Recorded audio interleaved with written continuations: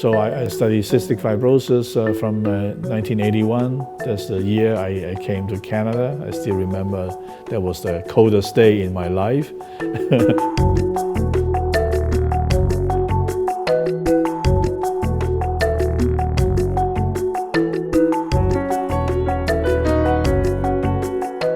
My first job, the Hospital for Sick Children in Toronto, and I also got my cross appointment at the University of Toronto. And then finally, I ended up as the geneticist-in-chief at the Hospital for Sick Children. Lapchi Choi is somebody that I bumped into at meetings of the American Society of Human Genetics, probably going back to 1984, 85. And I knew that his lab in Toronto was chasing after the actual gene, and my lab at Ann Arbor, Michigan was doing the same.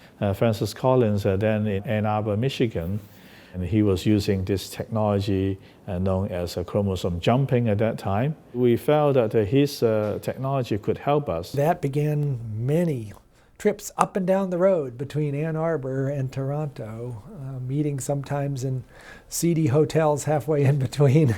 Fax machines were just introduced then, so sometimes we fax data back and forth, and we talk on the phone. Along the way, Jack Reardon joined us and brought his expertise, and particularly in biology of sweat glands, which happened to be really important for this disease. But the collaboration took quite some time. We met at Windsor. Sometimes we met even closer to Toronto in London, Ontario. One of the first things that Lapchi did to try to signify what we were doing was to present me with a bottle of Canadian whiskey.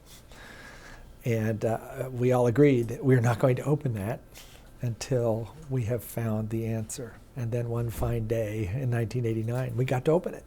And then from there, actually, people were able to look at other diseases. So I think the field of biomedicine is really taking off. It's not just because of our work, but the work of a lot of people.